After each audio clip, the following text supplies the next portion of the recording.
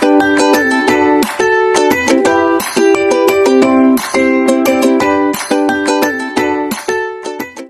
guys, this is Lynn Last Vlog, and for today's vlog, magagawa ako ng low carb loaf bread. So ang mga gamit ko na ingredients is everything low carb, walang hindi low carb. So lahat ng ginamit ko is pasok sa low carb keto diet kasi nag-start na ako mag low carb since gusto kong bumaba yung aking sugar. Medyo mataas kasi ang aking sugar, so I'm trying to stay low carb every meal, every time. So samahan ninyo akong gumawa ng low carb loaf bread. So, start na natin. So, kailangan natin ng 2 cups. Pagsamahin natin lahat ng mga dry ingredients. So, we need 2 cups of almond flour. 1. Wala na akong almond flour. 2. Itong almond flour, guys, nabili ko ito nung umuwi ako sa Pilipinas sa Grendahan, Jedder's Grendahan. And then, 1/4 cup ng psyllium husk. So, ito ang half cup din. 1/4 cup lang. Ayan. Psyllium husk. And then, 1/4 cup ng coconut flour.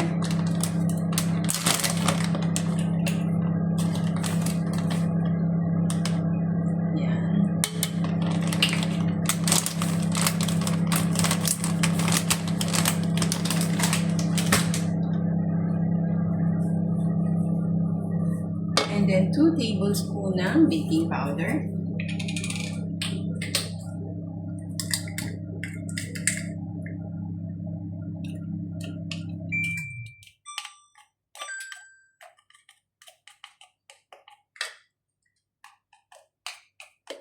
Oops. Bakit hindi makuha yung tumigas? Yan.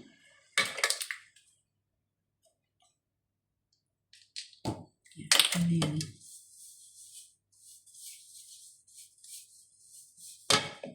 And then 1/2 teaspoon ng salt.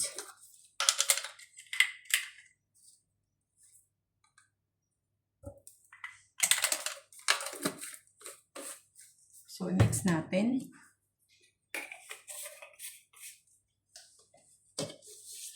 Mix lang natin.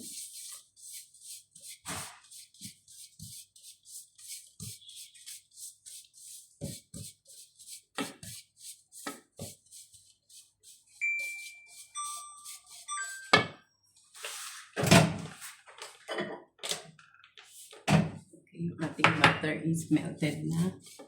And then, yung ating 4 eggs. Isa-isa lang ang palagay ng 4 eggs.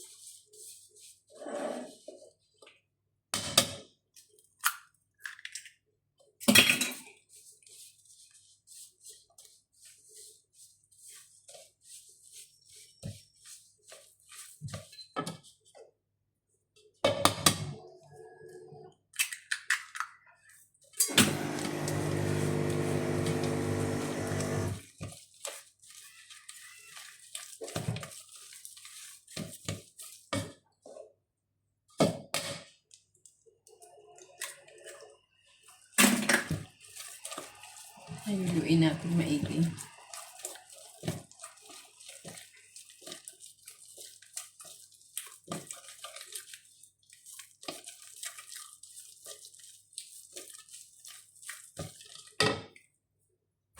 Then, lagay natin ang 1 tablespoon ng ating apple cider.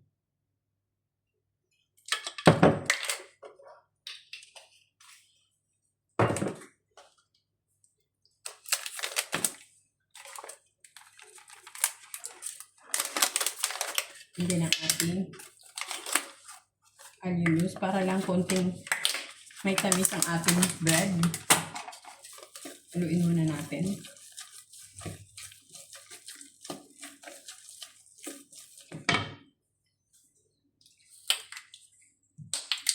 Then 1/4 cup ng ating almond milk.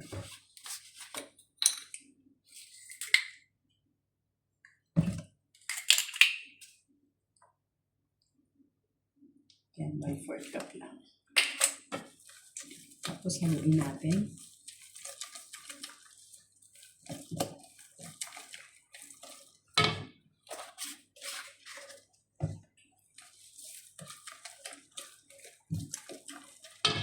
And then ang ating butter, 1/4 cup din. Yan.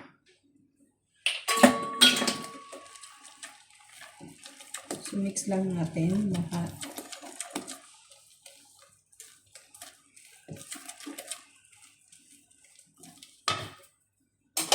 Then i-grease natin to.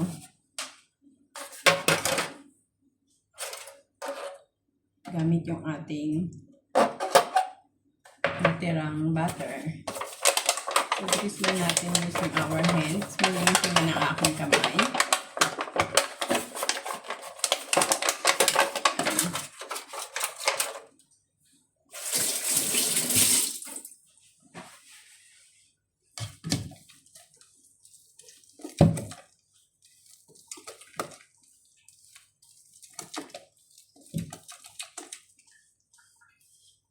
And then, ilalagay na natin.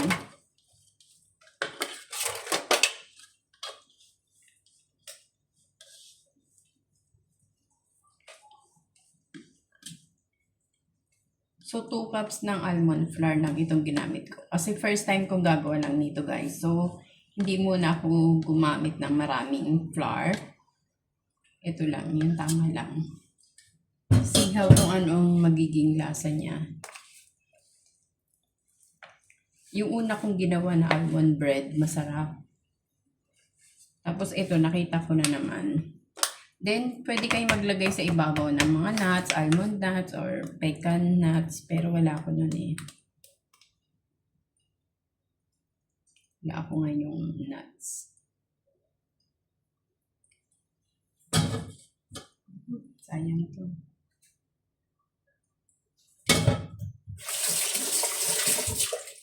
Mahal pa naman ang almond nuts, kaya. Tapos shake lang natin ang ganyan. Then, pwede kayong maglagay, guys, ng cheese sa pinaka-toppings niya. So, ilalagay ko na, guys, sa oven. Naka-ready na yung oven ang 175 degrees Celsius. So, i-bake lang natin siya, guys, for 20 minutes.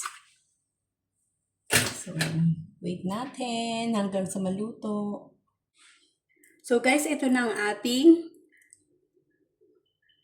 low-carb loaf bread. Guys, ito na ang aking nagawang loaf bread made of almond flour and coconut flour.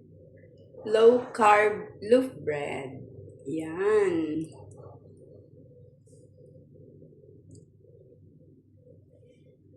So guys, ito po muli si Lynn Lasik Vlog. Maraming salamat po sa patuloy na pagtangkilik sa aking YouTube channel. At kung bago ka pa lang sa aking YouTube channel, please don't forget to like, share, and subscribe. And hit the notification bell icon para maging updated kayo sa aking mga susunod na videos.